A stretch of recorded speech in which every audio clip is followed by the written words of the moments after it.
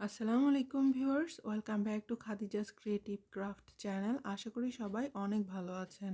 আজকের ভিডিওতে ঘরে থাকা কার্ডবোর্ড দিয়ে কিভাবে আপনারা একটি সুন্দর ওয়াল হ্যাঙ্গিং বানিয়ে নেবেন সেটাই শেয়ার করছি।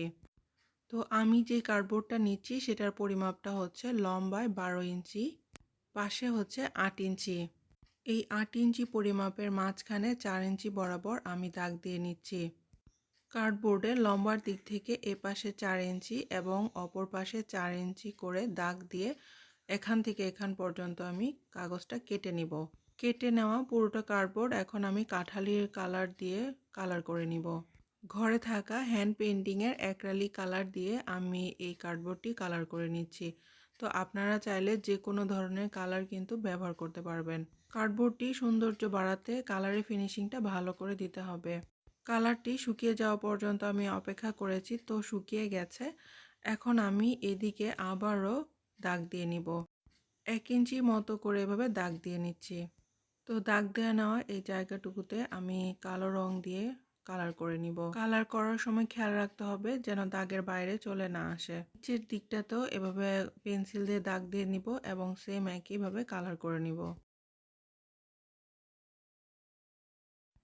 কার্ডবোর্ডের নিচের দিকে এবং সাইডের দিকে আমি কালো রংটি দিয়ে ফিনিশিংটা করে দিচ্ছি। কালার করা হয়ে গেলে আবারও কালারটি শুকিয়ে যাওয়া পর্যন্ত আমি অপেক্ষা করে নিব। প্রথম ধাপ কমপ্লিট। এখন দ্বিতীয় ধাপের জন্য আমি এই রকম একটি লাভ শেপ এঁকে নিব।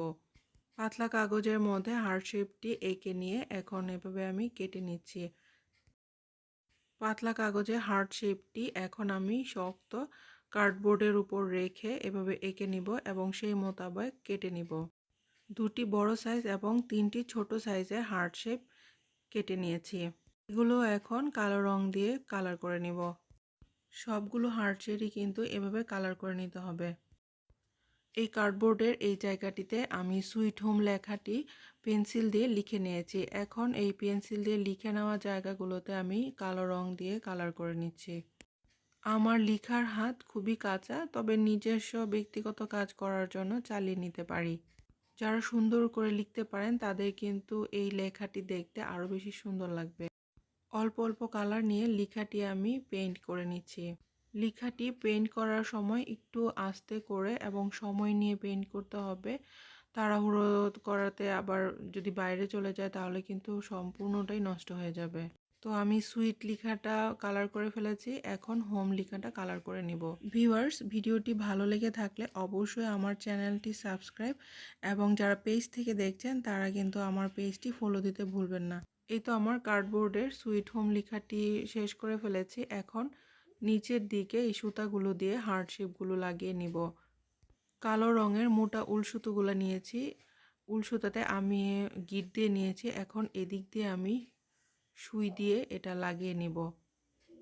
সৌন্দর্য বাড়ানোর জন্য আমি এই লাল রঙের বড় পুঁতিগুলো নিয়েছি। 3টা করে পুঁতি লাগিয়ে নেওয়ার পর এখন এদিকে আমি কার্ডবোর্ডের ভিতরে সুইটা ঢুকিয়ে নিচ্ছি। তারপর আরেকটি লাল পুঁতি নিয়ে এখানে আমি এই লাল পুঁতি দিয়ে সুতাটা আবার পেঁচিয়ে নিচ্ছি। এভাবে একটি পুঁতি দিয়ে সুতাটাকে পেঁচিয়ে নেওয়ার কারণে সুতার ফিনিশিংটা ভালো হয়েছে এবং সুতাটাও কিন্তু খুব ভালোভাবে আটকে গেছে। সবগুলো কিন্তু এই পদ্ধতিতেই আটকে নিতে হবে। হার্ট শেপ থেকে কিছুটা দূরে আমি এই সুতাটাতে আবার গিট দিয়ে নিচ্ছি, কারণ এখানে আমি আবারও পুঁতি লাগিয়ে নিব। পুঁতির ছিদ্রর সাইজ অনুসারে এখানে আমি গিটটা দিয়ে নিচ্ছি। যেহেতু বড় পুঁতি সেজন্য আমি এই সুতাটিতে 2 থেকে 3টি গিট দেওয়ার পর আমি 4টি পুঁতি লাগিয়ে নিয়েছি। এই তো দেখতেই পাচ্ছেন, গিট দেওয়ার কারণে কিন্তু পুঁতিগুলো নিচের দিকে যাবে না। পুঁতি লাগিয়ে নেওয়ার পর এখন কিছুটা দূরে আবারও আমি গিট দিয়ে দিচ্ছি। গিট দেওয়ার পর বড় সাইজের হার্ট শেপটি লাগিয়ে নিচ্ছি। প্রথমে হার্ট শেপটি আমি যেভাবে আটকে নিয়েছিলাম সেম একইভাবে 3টি পুঁতি দিয়ে হার্ট শেপটি আটকে নিব। 3টি পুঁতি দিয়ে কার্ডবোর্ডের ভিতরে এভাবে ঢুকিয়ে নিব। তারপর সেম আগের মতোই আরেকটি পুঁতি দিয়ে উপর দিয়ে ঝুলিয়ে দিব। পুরো প্রসেসটা কিন্তু একই রকম।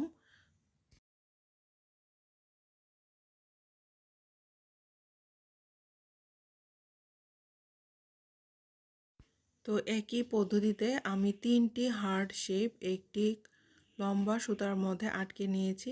এখন যেই বড় সাইজের হার্ট শেপটি ছিল সেই হার্ট শেপগুলোকে আমি আলাদা আলাদা 2টি সুতায় আটকে নিয়েছি। এখন এগুলো আমি ফেভিকল এসএস গ্লু দিয়ে এই কার্ডবোর্ডের পিছনে আটকে নিব।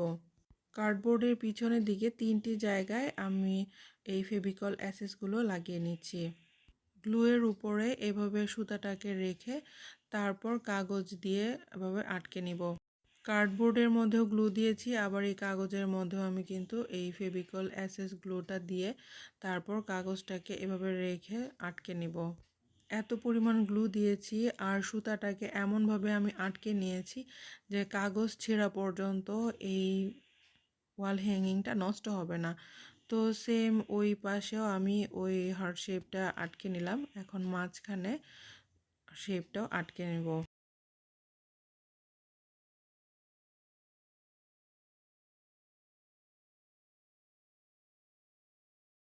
যাদের গ্লুগান আছে তারা কিন্তু গ্লুগান দিয়েও খুব সহজেই কাজটি করে ফেলতে পারবেন।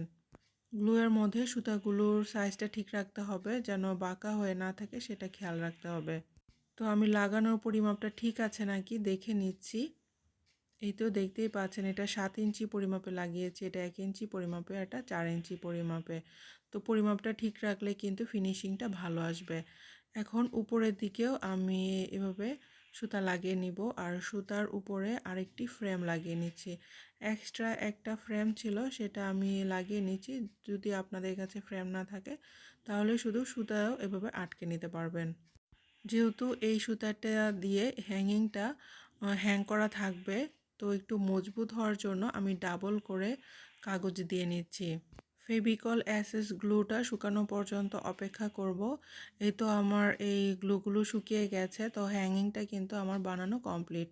এই তো এদিকে আমি এই ওয়ালের মধ্যে হ্যাং করে নিব। তো ভিউয়ার্স, ভিডিওটি কেমন হয়েছে অবশ্যই কিন্তু আপনারা কমেন্টস করে জানাবেন। ভালো লাগলে লাইক শেয়ার করতে ভুলবেন না। আজকে এই পর্যন্তই। আল্লাহ হাফেজ।